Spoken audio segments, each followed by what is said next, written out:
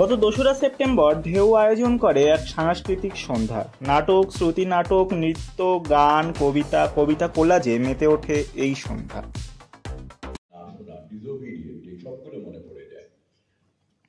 এই মানুষটি, তার নাম বিজন কুমার দাস, পেশায় একজন তাঁতি। তিনি কি লিখছেন দেখুন। আমাদের চারপাশে চেনা পরিচিত মানুষদের আমরা দেখতে পাবো। লিখছেন, বেশ কজনের টাকা কড়ি শেষ করেছ, বেশ করেছ। সেই টাকাতেই বাড়ি গাড়ি প্রেস করেছ, বেশ করেছ। মাথায় বাবরি কেশ করেছ, বেশ করেছ। নেতার মতো ড্রেস করেছ, বেশ করেছ। বাত ম্যাজিকে সবাইকে মেশ করেছ, বেশ করেছ। ভাইয়ের খেয়ে ভাইয়ের করে ভাইয়ের নামেই কেস করেছ, বেশ করেছ। খুব করেছ বেশ তালে, এই মরেছে শেষকালে। গোপন পথে সব খুইয়ে নিজের সবই শেষ করেছ, বেশ করেছ, বেশ করেছ, বেশ করেছ, বেশ করেছ। অন্তিম পরিণতি সকলেরই জানা। দুদিনের একটু ভালো লাগা, দুদিনের একটু কাঁপতেনি, দুদিন একটু অন্যের মাথায় পা দিয়ে চলা, এসবেরই একটা শেষ আছে। অন্তিম পরিণতি কিন্তু কাউকে ছেড়ে কথা বলবে না। নাটক আমাদের জীবনের অঙ্গ। নাটক সমাজের বাস্তব দিকটাই আমাদের চোখের সামনে তুলে ধরে। নাট্য সংস্থা হিসেবে নাম আছে তাদের। নাটক এর আগেও হয়েছে, আবারও আজকে দুটি নাটক তারা করবেন এবং নিশ্চয়ই খুবই আন্তরিকভাবে সুন্দর একটি নয় দুটি প্রযোজনা তারা আমাদের উপহার দেবেন।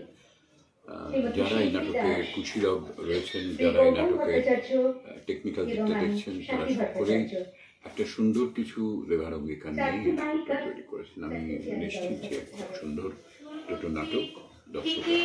ওনার মানে আমরা সকলেই ন্যায় বিচার চাই, সকলেই সুবিচার চাই।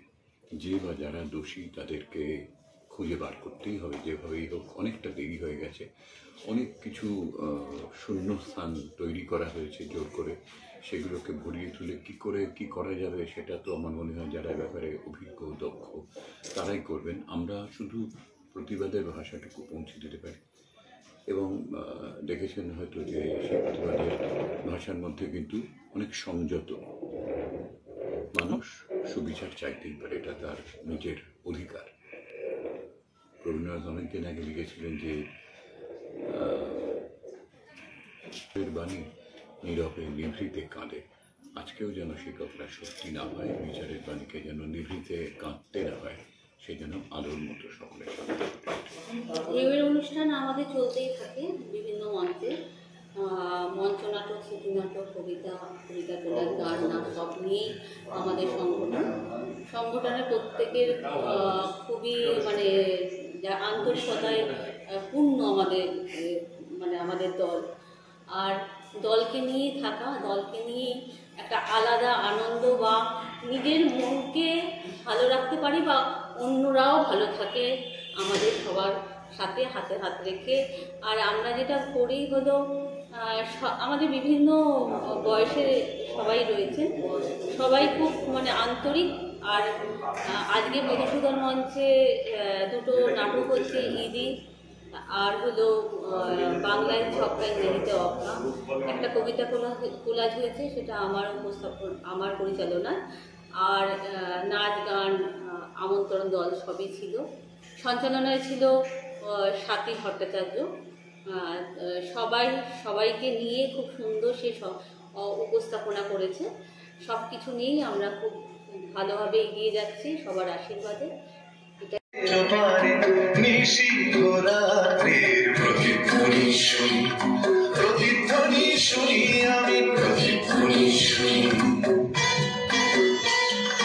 কান পেতে শুনি আমি বুঝিতে না পারি, চোখ মিলে দেখি আমি দেখিতে না পারি, চোখ বুঝে ভাবি আমি ধরিতে না পারি, হাজার পাহাড় আমি ডিঙোতে না পারি, নিশীথ রাত্রির প্রতিধ্বনি শুনি, প্রতিধ্বনি শুনি আমি প্রতিধ্বনি শুনি।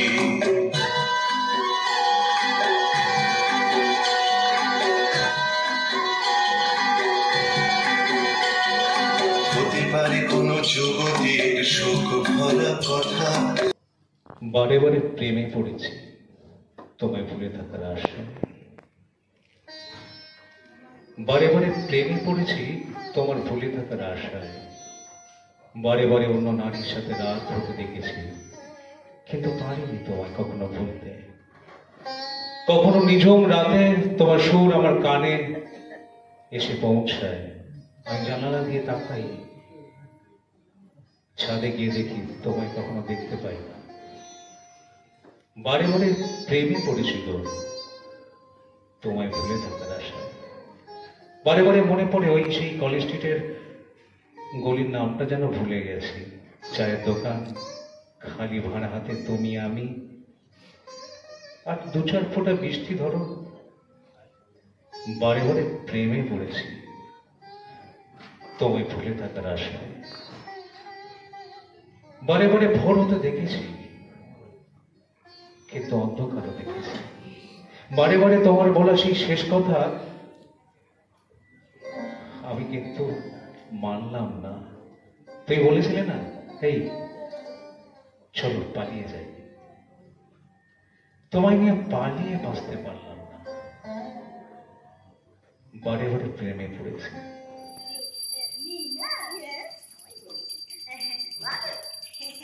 খুব ভালো, very good. Okay, okay. But where is my Jamal? I want to meet him. He is in the office.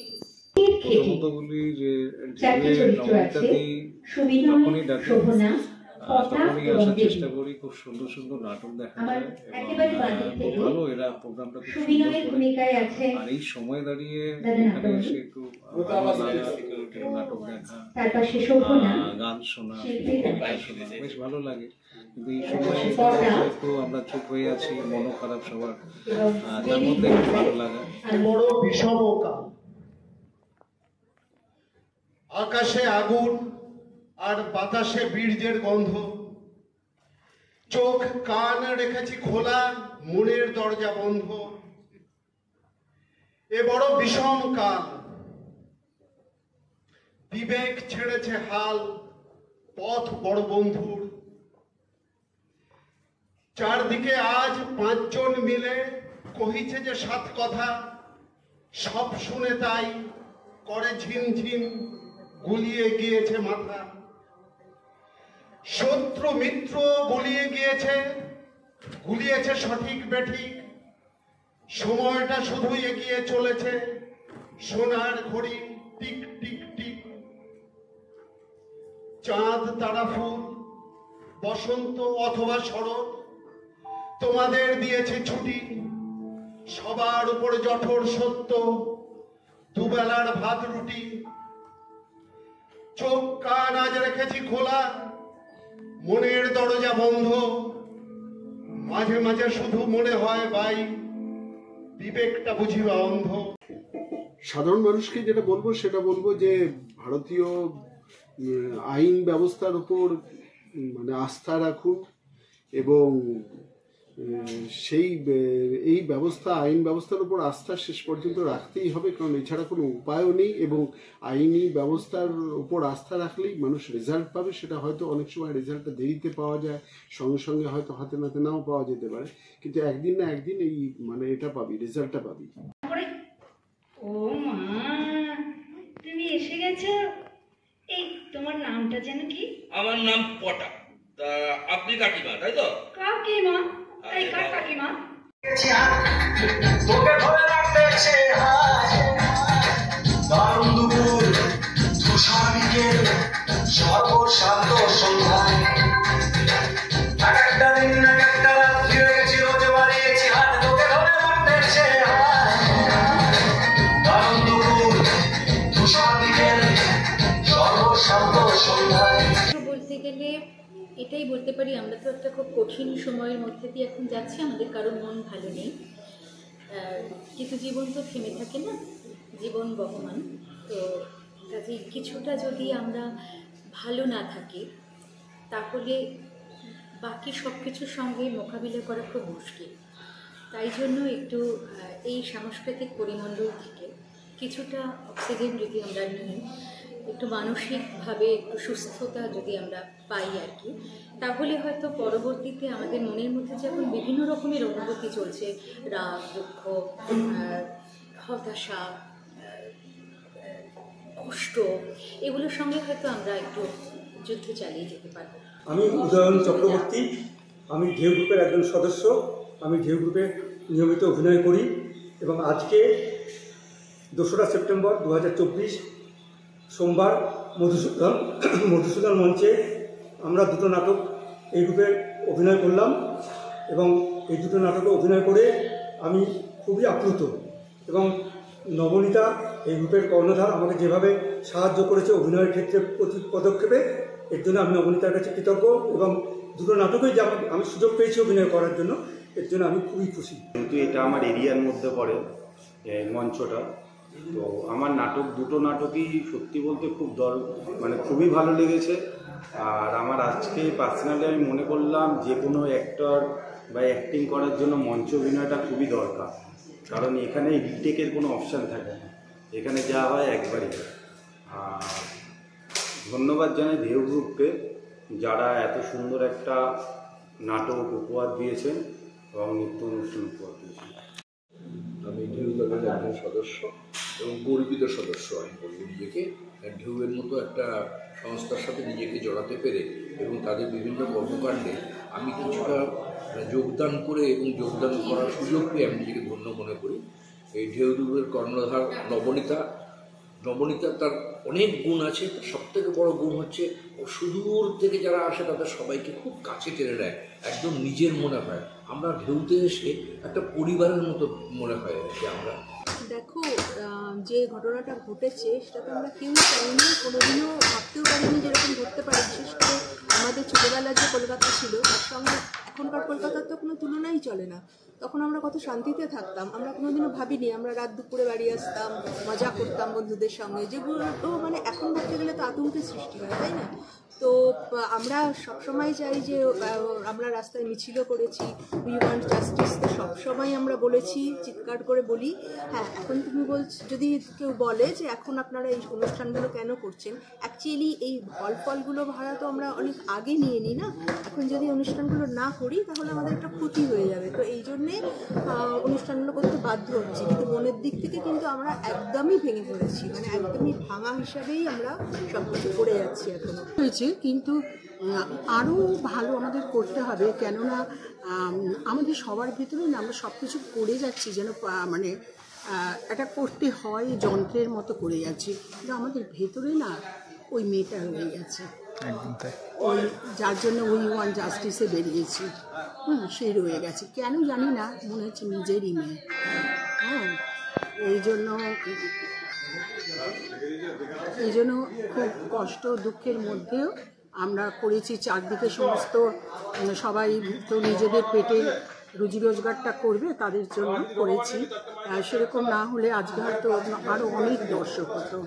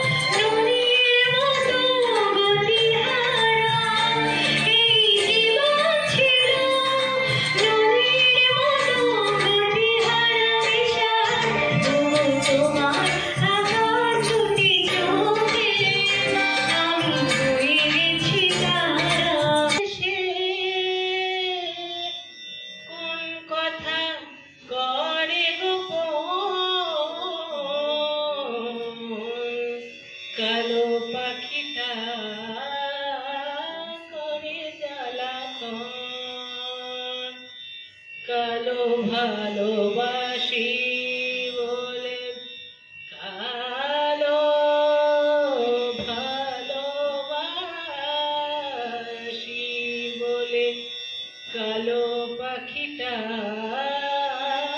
করে জ্বালাতন।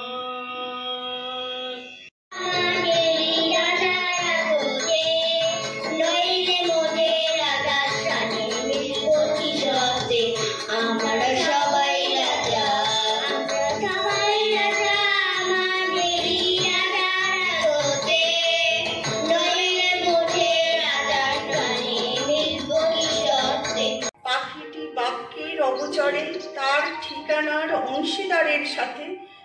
লাফালাফে আনন্দ লাভ করে।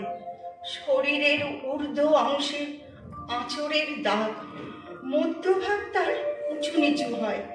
তখন অক্ষমূল দুটি ঠোঁট দিয়ে আঁচড়ে নেয়। একটি মেয়ে ভালোবেসেছিল তিনটি ছেলেকে।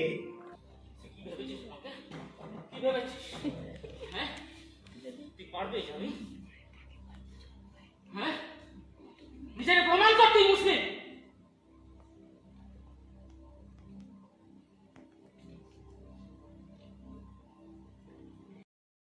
কলকাতা ফিল্মস মানে ফিল্ম জগতে উন্নতি ও সফলতার অন্যতম প্রতীক। Cinema, serial, web series, fashion show, modelling show, reality show, function ও বিভিন্ন ইভেন্টে যারা অভিনয়, মডেলিং, ড্যান্স অথবা গান করে নিজের কেরিয়ার গড়তে চান, তারা সত্বর যোগাযোগ করুন কলকাতা ফিল্মসের বিভিন্ন ব্রাঞ্চে।